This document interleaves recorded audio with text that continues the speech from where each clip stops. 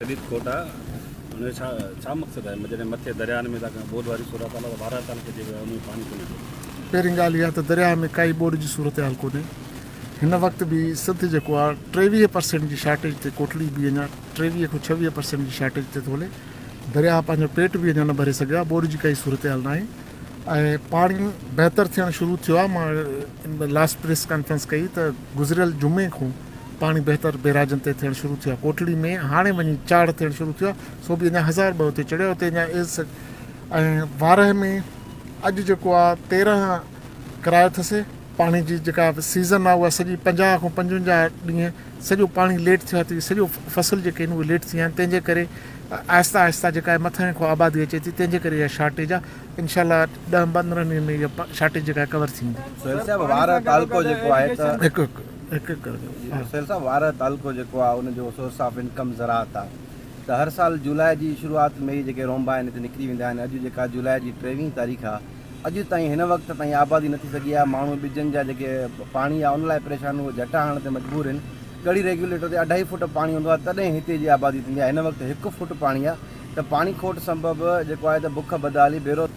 मां यको इहो तव्हां गुज़ारिश थो कंदो अचां, अॼु न मां 15 मई खां इहा स्पीच शुरू पंहिंजो प्रेस कॉन्फ्रेंस शुरू कयूं त इरसा ऐं फेडरल गवर्नमेंट जी नाअहली जे करे इहो सिंध जेको आहे, सिंध सिर्फ़ु न पर पाकिस्तान जेको आहे उहो एग्रीकल्चर बेस्ड कंट्री आहे। बलोचिस्तान ऐं सिंध जेको आहे बेडली इफेक्टेड थिया आहिनि इन नाअहली जे करे। इहा कंटिन्यूसली नाअहली हलंदी थी अचे। हिन महिल बि तव्हां ॾिसो त पंजाब में ॿियनि दरियाहनि में जेको आहे ॿोॾि जी सूरत हाल आहे, हाई फ्लड उते डिक्लेयर कयो अथऊं। सिंध में अञा ताईं पाणी जी शार्टेज आहे, बलोचिस्तान में पाणी जी शार्टेज आहे। त इहो अञा ताईं हुननि टीपी लिंक केनाल ऐं चश्मा इहो सीजे केनाल जेको आहे उहो लिंक केनाल्स जेके आहिनि, हिकिड़ो 12,000 ते थो हले त हिकिड़ो 10,000 ऐं समथिंग ते थो हले। त 22-23 पाणी उहो एक्स्ट्रा था खणनि जेके फ्लड केनाल आहे। त नाअहल हुकूमत, वफ़ाक़ी हुकूमत जो सफ़र जेको आहे सिंध ऐं बलोचिस्तान जा माण्हू आबादगार भुगते रहिया आहिनि। पर इनशाला हाणे हुननि कोई असांखे फेवर न ॾिनी, पर अलाह जे तरफ़ां ग़ैबी इम्दाद जॾहिं चवंदा न दुनिया में जॾहिं कोई मदद न ईंदो आहे तॾहिं अलाह ईंदो आहे। त अलाह जी मदद इहा थी आहे त पाणी मथे इनफ्लोज़ वधी विया आहिनि, ग्लेशियर पिघरे थो, बरसातूं हलनि थियूं ऐं इहा दुआ आहे त हिते बि जेका आहे रहमत वारी बरसाति हुजे ऐं ज़हमत वारी न हुजे। इनशाला जल्दी पाणी कवर थिए। वारा बैरेज सां गॾोगॾु राइस कैनाल मां बि जेके शाखूं निकिरनि थियूं, मीरवा हुआ या लुंडी शाखा या पत जेके शाखूं आहिनि उन्हनि में बि पाणी कोन्हे। ॿियो तव्हांजो इरीगेशन जो अमलो बिल्कुलु हिते गाइबु आहे। उनजो राति जो हिन टाइम जो इरीगेशन जो अमलो मुकमल विज़िट कंदो आहे ऐं जेके दरवाज़ा उतां जा जेके माण्हू रखियल आहिनि तव्हांजा, उहे दरवाज़ा पाण मुरादो बंदि करे था छॾनि। मीरवा जा दरवाज़ा कयल असां पाण चेक कया आहिनि त उहे 3 दरवाज़नि मां 1 दरवाज़ो बंदि लॻो पियो आहे। त इरीगेशन खे एक्शन था कयो त पाण हिन टाइम जो 2 महीना या महीनो जेकॾहिं एक्टिव थींदा तॾहिं ई पाणी टाइम सां पहुची सघंदो। तव्हांजी ॻाल्हि बिल्कुलु सही आहे ऐं मां इहा मीरवा जी जेका ॻाल्हि कयो था हिन जी इंक्वायरी बि कयां थो। पर मां मुंहिंजा भाउ पहिरीं ई तव्हांखे चवां थो त 50 खां 55 ॾींहं पाणी लेट आहे।